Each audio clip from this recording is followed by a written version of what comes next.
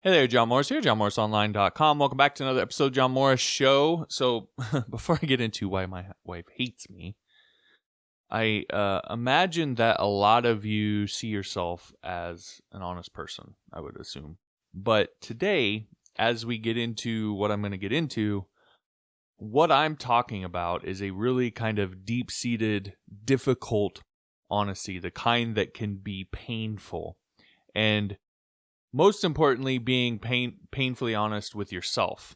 Sure, it matters with others, but it's important in this context to think about how you're honest or not with yourself. So, as we go through all of this, keep that in mind. So, anyway, I was talking with my wife before work, and apparently she was feeling a little bit tired today because she did that thing that people so often do. And she was kind of sitting there tired. And she said, "Oh, one day I'll win the lottery." Now, a lot of people would just kind of let that kind of thing go. I think most normal people would let that go. But I have this thing that I just really believe that the things that people say, we try to brush it off as, oh, it's just something I say. Like, it's not a big deal. But I really do think that there's more to it, that the things that people say, especially in situations like that, when they're kind of off guard, they're not really paying close attention to what they're saying, are indicators of kind of deeper thinking. And so when people say stuff like that, it gives you an insight into how they're actually feeling emotionally, and then what their approach, what their mindset is to situations like that. And now all of you will know, because of course you watch every video and listen to every episode. I mean, obviously, you would know that, but I was literally talking about this just a few days ago. So I told her, I wrote an email about this a few days ago, and I did do that, and she makes me laugh because as soon as I said that, I got this kind of heavy sigh from her, like, oh God, here we go.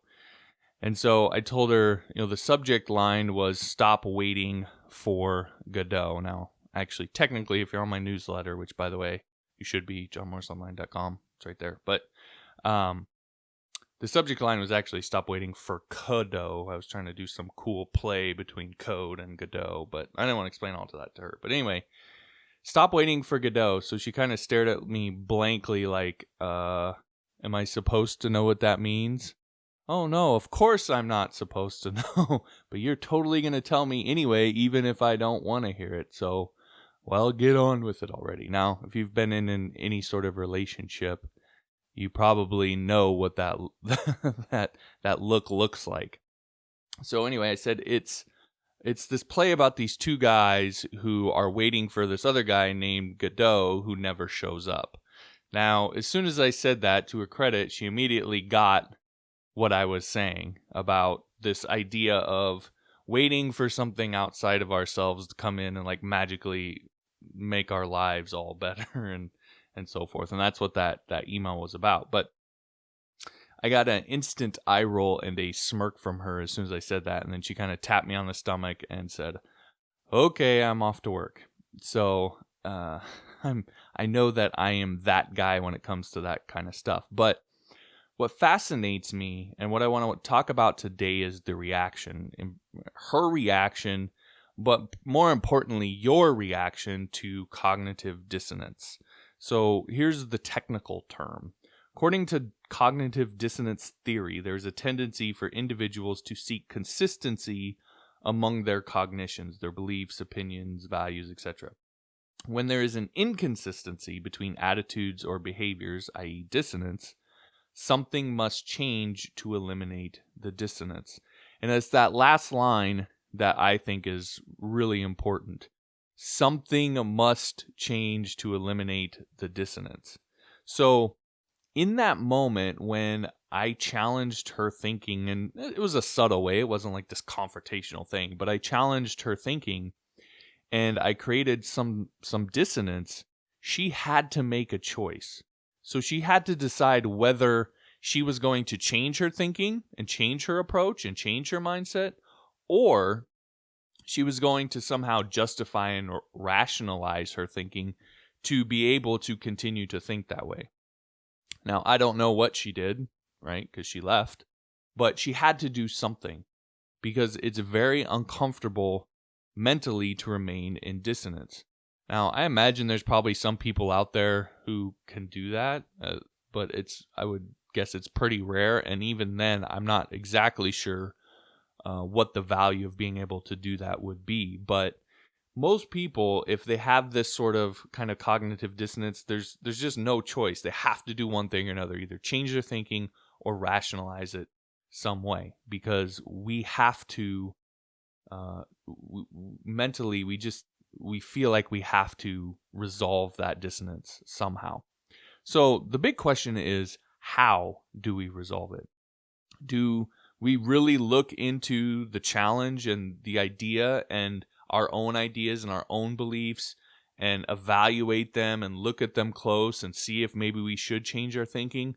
Or do we instantly kind of jump into defensive mode and justify our current thinking, our current beliefs, our current values, etc., without really much analysis?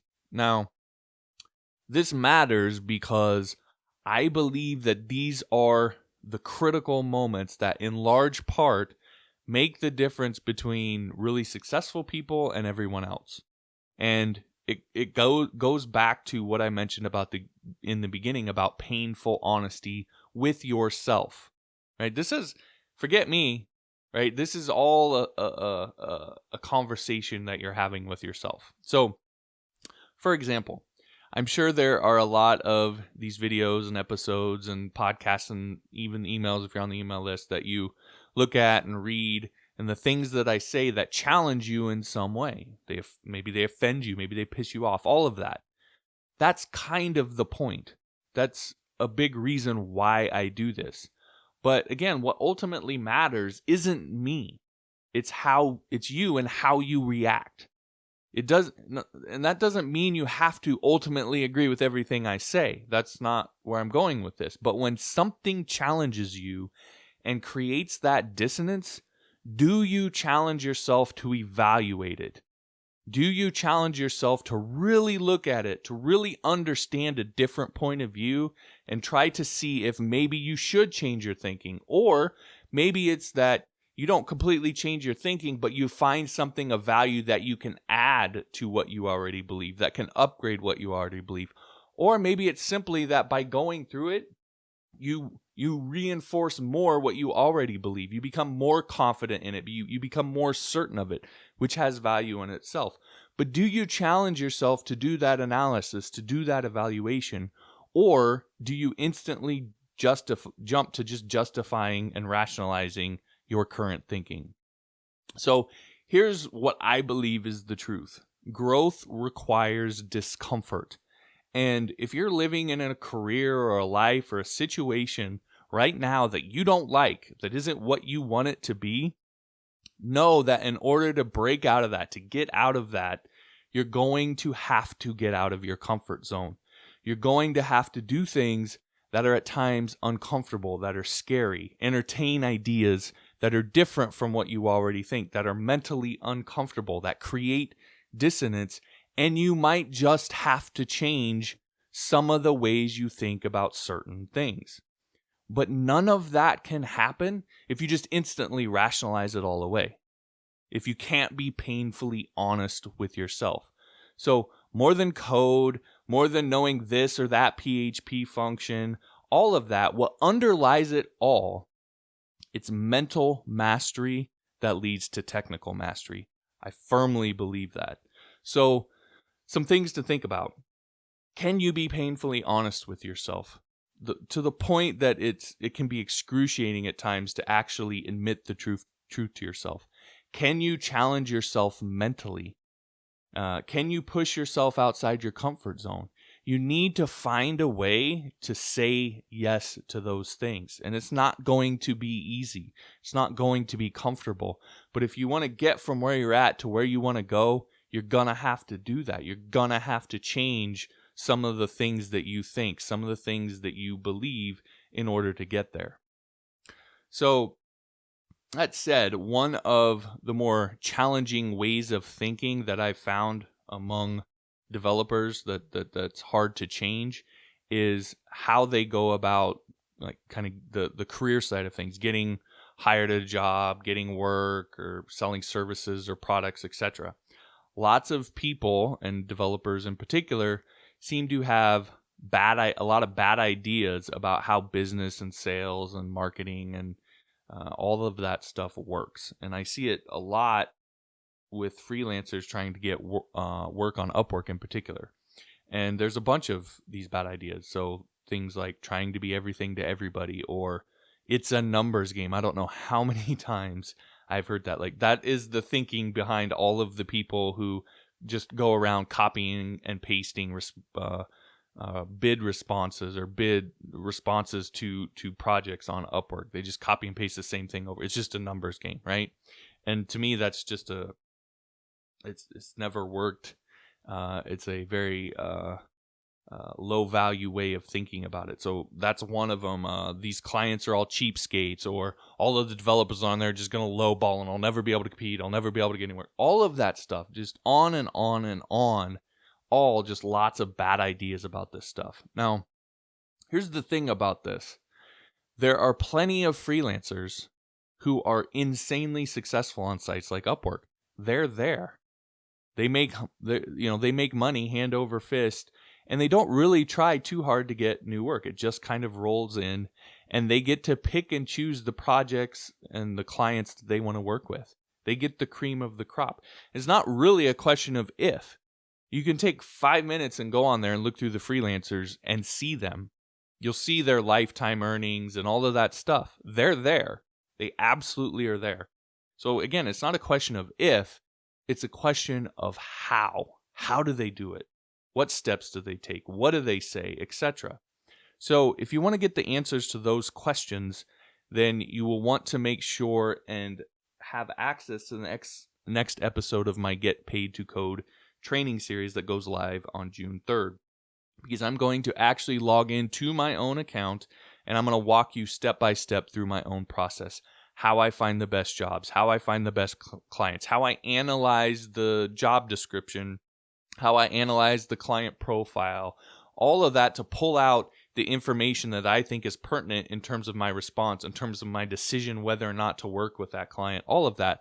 The exact things I'm looking for, and then from that, exactly what I say in order to respond to that. We actually look at a project on Upwork, we look at the description, and I tell you exactly what I'm thinking and how I respond to how I would respond to that particular job proposal.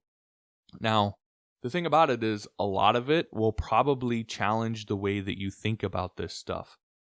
I know just by looking at the freelancer profiles, a lot of them over on Upwork, that people don't think about this stuff the way that I do. But if you look at those top freelancers, you're going to start to see exactly what I'm talking about. You're going to start to see them doing exactly the things that we've talked about on here kind of over and over and over. So this stuff just works, but you have to be ready to challenge your thinking. You have to be willing to change your thinking if it's going to help you get better results than you're getting now.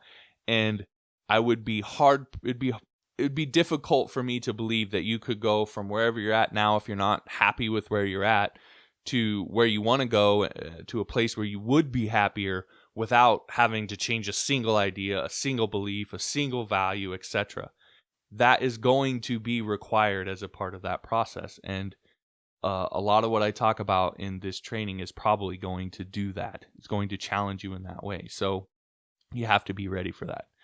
Anyway, like I said, it all goes live on June 3rd, so there's only a few days left. If you want to get access, simply sign up as a supporting listener at johnmorrisonline.com/Patreon to make sure that you don't miss it when it goes live. But whatever you do, know that the way forward to the IT career and the life and all of that you want will be uncomfortable at times, but it'll also be worth it. All right, that'll do it for this episode. Again, thanks for watching. If you haven't yet, be sure to subscribe wherever the button is on this page, and we'll talk to you next time.